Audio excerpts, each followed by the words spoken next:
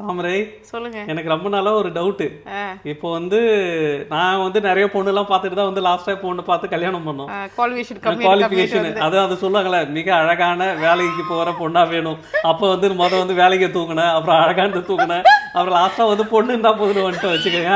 இது வந்து என்னுடைய குவாலிஃபிகேஷன் நான் சொன்னது.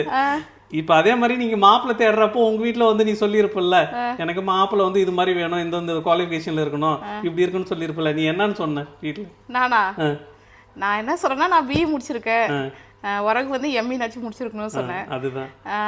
அதுக்கப்புறம் வந்து ட்ரிங்க்ஸ் பண்ணக்கூடாது, ஸ்மோக் பண்ணக்கூடாது சொன்னேன். இது ரெண்டு தான் சொன்னேன். அது ரெண்டும் கிடைச்சிச்சு இல்ல?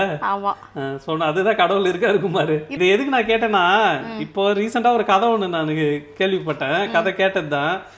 அதாவது அவங்க ஒரு அப்பா வந்து அவங்க பொண்ணுக்கு வந்து மாப்பிள்ளை தேட்டு இருந்தாராம். தேடினப்போ வந்து லாஸ்டா 3 மாப்பிள்ளை ஷார்ட் லிஸ்ட் பண்ணி வச்சிருந்தாராம். இந்த 3 மாப்பிள்ளையில யாரு சூஸ் பண்றதுன்னு அவருக்கு ஒரு குழப்பம் வந்துச்சான். அப்ப என்ன பண்ணாராம், ஊர்ல எப்பயுமே ஒரு பெரியவர் கதையில வருவார்ல, அந்த பெரியவர்கிட்ட போய் கேட்டாராம், இந்த மாதிரி நான் 3 மாப்பிள்ளையை சூஸ் பண்ணி வச்சிருக்கேன், என் பொண்ணுக்கு எந்த மாப்பிள்ளையை வந்து என் பொண்ணுக்கு வந்து தேர்ந்தெடுக்கலான்னு நீங்க தான் ஒரு அறிவுரை சொல்லணும்னு சொல்லி போய் அவர்கிட்ட கேட்டாராம். அப்போ அவர் சொன்னாராம், சரி 3 மாப்பிள்ளையுமே கூப்பிடுன்னு சொன்னாராம். கூப்பிட்டுட்டு 3 மாப்பிள்ளையும் வந்து கூப்பிட்டு இந்த பெரியவர் வந்து பேசினாராம், ஏன்பா உங்களுக்கு 1 மாசம் டைம், இவங்க பொண்ணை வந்து உங்களுக்கு கொடுக்கலான்னு அவர் ஆசைப்படுறாராம். இந்த 3 பேர் யாரும் ஒருத்தவங்களை தான் அவர் சூஸ் பண்ண போறாராம். நீங்க போயிட்டு உங்க மனசுக்கு என்ன தோணுதோ அந்த 1 மாசத்துக்கு உங்களால முடிஞ்சதை நல்லதை பண்ணிட்டு வாங்க அப்படின்னு சொன்னாராம். சரின்ட்டு இவங்க 3 பேரும் கேட்டு போய் அவங்க பண்ணிட்டு 1 மாசம் முடிஞ்சு திரும்ப அந்த பெரியவர் வந்து பார்த்தாங்களாம். பார்த்துக்கிறப்ப அந்த பெரியவர் கேட்டாரு ஒருத்தவரை கூப்பிட்டு, தம்பி நீ இந்த 1 மாசத்துல என்ன உனக்கு தெரிஞ்ச ரொம்ப நல்லது நீ பண்ணது ஏதாவது ஒண்ணு சொல்லு அப்படின்னு சொன்னாரா. அப்ப அந்த மாப்பிள்ள வந்து சொன்னாராம், எங்க அப்பா வந்து இப்ப ரீசெண்டா இறந்துட்டாரு, அவரோட கணக்கு நோட்டு எடுத்து பார்த்தேன், அதுல வந்து அவர் போட்டிருந்தாரு, நான் வந்து பாஸ்கர் கிட்ட வந்து 10,000 ரூபாய் வாங்கி இந்த கடனை இதை வந்து கொடுக்கணும் அப்படின்ற மாதிரி போட்டிருந்தாரு. நான் அந்த நோட்டை படிச்சுட்டு போய் அந்த பாஸ்கர்ன்றவர்கிட்ட நான் 10,000 ரூபாய் கொடுத்துட்டேன் அப்படின்னு சொன்னாராம். அப்ப இந்த பெரிய சொன்னார், ரொம்ப பெரிய விஷயம்பா, இப்பெல்லாம் வாங்கின காசை கொடுக்க மாட்டானுங்க, பரவாயில்லன்னு சொல்லிட்டு அவரோட நேர்மையை பாராட்டினாராம். இப்ப பார்த்து 2வது ஆளை கூட்டு கேட்டாங்க, நீ என்னப்பா பண்ண அப்படின்னு. நான் ஒரு நாள் காட்டு வழியா நடந்து போயின்னு இருந்தேன், போற வழியில ஒரு 2 பேர் வந்து ஒரு பெரியவரை போட்டு அடிச்சுன்னு இருந்தாங்க, அவர்கிட்ட இருக்கிற பணத்தை புடுங்கிறதுக்கு.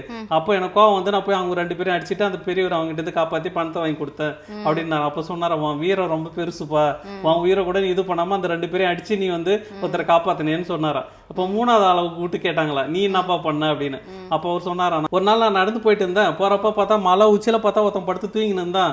என்னடா மலை உச்சியில போய் படுத்து தூங்கின்னு இருக்கேன், தவறி வந்தா கீழே வந்துருவானே, பிறண்டுக்கிட்டு படுத்தானே கீழே வந்துருவானேன்னு சொல்லிட்டு நான் இங்கிருந்து மெனக்கெட்டு போய் மேலே ஏறி போய் பார்த்தேன்னா அவன் வந்து என்னுடைய எதிரி. சரி என்னடா இவனை விட்டுட்டு போகக்கூடாதுன்னு சொல்லிட்டு, எப்படியாவது எதிரியா இருந்தாலும் கீழே வந்துருவான்ல, சரி நான் அவனை எழுப்பி அவங்ககிட்ட சொன்னானா, நீ வந்து மலை உச்சியில படுத்துன்னு இருக்க, தவறி உருண்டு படுத்தனா கீழே ஊந்துருவ அப்படின்னு அவனை எழுப்பி காப்பாத்திட்டு போனேன் அப்படின்னு சொன்னாரா.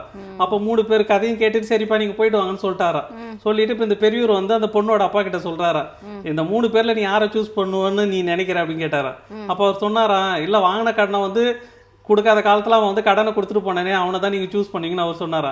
அப்ப அவர் சொன்னாரா, அவன் நேர்மை எனக்கு பிடிச்சிருக்கு, 2வது பையன் கிட்ட வந்து அவனுடைய வீரம் எனக்கு பிடிச்சிருக்கு, ஆனா 3வது பையனை ஏன் நான் சூஸ் பண்றேன்னா, 3வது பையன் தான் நான் சூஸ் பண்ண போறேன்.